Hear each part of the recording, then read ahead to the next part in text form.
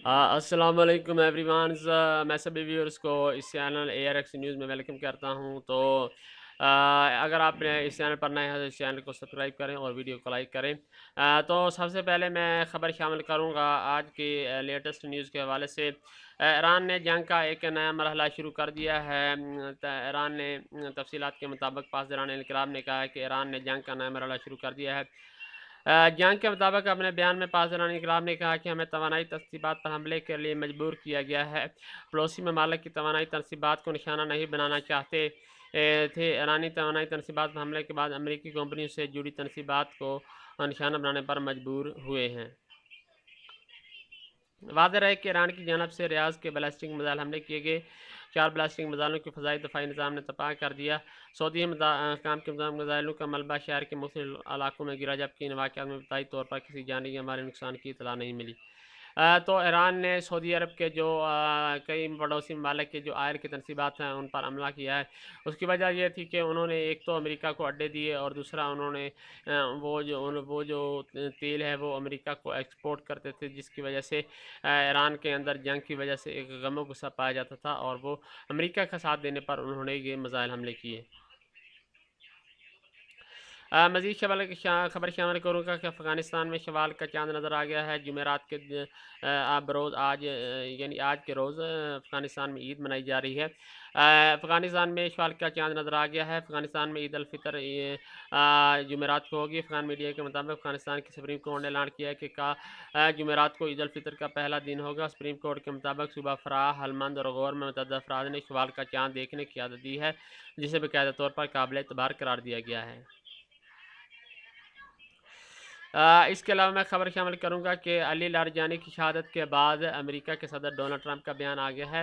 America के सदर Donald Trump ने कहा है कि अगर हम अली लारजानी की शहादत के बाद उन्होंने बड़े फ़ख्रियत तौर पर कहा कि हमने जो है वो उसको शहीद करके बड़ा कारनामा सर अंजाम दिया है और हम वक़्त से बहुत आगे जा रहे हैं। उनका मज़ीद कहना था कि अगर हम हमला ना करते तो ईरान आठवीं क़ुव्वत बन चुका होता है। हमने ईरान की फ़ज़ाइया को और ईरान की बहरी जो फ़ोर्सेस हैं उनको मुकम्मल तौर पर तबाह कर दिया है। दूसरी जानब अली लारजानी अपने बेटे के हमरा अपनी बेटी से मिलने जा रहे थे, जिसमें उनके बेटे भी शहीद हो गए। और अमेरिका इस पर बहुत फ़ख्र कर रहा है। इसके बाद मज़ीद खबर शामिल करेंगे कि PI का जो त्यारा है वो अल्फ़ा फ़जीर एयरपोर्ट पर बार बार बचा है। तो खबर क्या है कि इस्लामाबाद दुबई PI का एक मुसाफिर त्यारा दुबई के करीब वाक़ अल फ़जीरा एयरपोर्ट पर लैंडिंग के दौरान मुमकिन बड़े हादसे से इस वक्त महफूज रहा, जब इस वक्त एयरपोर्ट के साथ कायम नेवल हेडक्वार्टर लव मिसाइल हमले का निशाना बनाया गया। हेडक्वार्टर को मिसाइल हमले का निशाना बनाया गया। निजी TV एयरवाई न्यूज़ के मुताबिक परवाज़ PK 175 सुबह तकरीबन 6 बजे अल फ़जीरा एयरपोर्ट पर उतरी, जिसमें 123 मुसाफिरों के साथ अमले के 8 अरकान सवार थे। लैंडिंग के फ़ौरन बाद होने वाले मिसाइल हमले से इलाके में धुएं के बादल छा गए, जिसके बाद मुसाफिरों और अमले में शदीद खौफ व हरास फैल गया।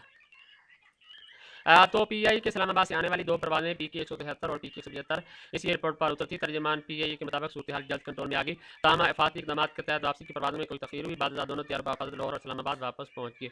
तर्जमान ने मज़ीद कहा कि मौजूदा सिक्योरिटी सूरत हाल के पेश नज़र दुबई और अबूधाबी जाने वाली परवाज़ों का ऑपरेशन आर्ज़ी तौर पर मुतबादल एयरपोर्ट मुंतकिल कर दिया गया है। दुबई की परवाज़ें अब अल फ़जीरा एयरपोर्ट, जबकि अबूधाबी की परवाज़ें अल आइन एयरपोर्ट से ऑपरेट की जा रही हैं। तो मज़ीद मैं खबर शामिल करूँगा खेलों के हवाले से। इस वक्त खेलों की दुनिया में क्या चल रहा है। तो खेलों की एक बड़ी मैं खबर शामिल करता हूँ कि शाहीन अफरीदी ने कहा है कि सिर्फ ट्रॉफी जीतना ही ज़रूरी नहीं, नए खिलाड़ियों की तैयारी भी अहम है। लाहौर पाकिस्तान सुपर लीग की फ्रेंचाइज लाहौर कलंदर के कप्तान शाहिद अफरीदी ने कहा है कि कामयाबी सिर्फ ट्रॉफी जीतने का नाम नहीं, बल्कि नई खिलाड़ियों की तैयारी भी अहम है। इस्लामाबाद में जारी लाहौर कलंदर के कंडीशनिंग कैंप के मौके पर गुफ्तगू करते हुए शाहीन अफरीदी ने कहा कि टीम हर सीज़न से कबल बाकायदा कैंप का इनका करती है, ताकि खिलाड़ी एक दूसरे को बेहतर अंदाज में समझ सके और टीम लाहौर से हम आंग हो जाए। उन्होंने कहा कि गुज़िश्ता 4 से 5 साल लाहौर कलंदर के लिए नहायत कामयाब रहे हैं। ताहम असल कामयाबी ये है कि प्लेयर डेवलपमेंट प्रोग्राम के जरिए नए टैलेंट को सामने लाया गया। कौमी फास्ट बॉलर के मुताबिक मुल्क भर में ट्रायल्स के जरिए बासलाहियत खिलाड़ी को मुंतखब किया गया, इन्हें मौके फराहम किए गए और वो कौमी सतह तक पहुंचे, जो टीम के लिए एक बड़ी कामयाबी है। तो उन्होंने उनका जो कहना था कि पाकिस्तान में सिस्टम के ट्रायल के जरिए क्रिकेट बोर्ड है जो मुख्तलिफ शहरों से टैलेंट को इकट्ठा करता है और उनको ट्रेन करता है और वो इसको कौमी सतह पर लेकर आते हैं, जिसका मुल्क को फायदा होता है और पाकिस्तान की क्रिकेट फरोग पाती है। तो आइंदा बरस के लिए भी मजबूत खिलाड़ी तैयार हो रहे हैं। उन्होंने इस अज़म का इजहार किया कि टीम में शामिल नए मकामी और गैर मुल्की खिलाड़ियों के साथ साथ नए ग्राउंड पर मैचेस के निकाह से शायकीन क्रिकेट को मजीद दिलचस्प मुकाबले देखने को मिलेंगे।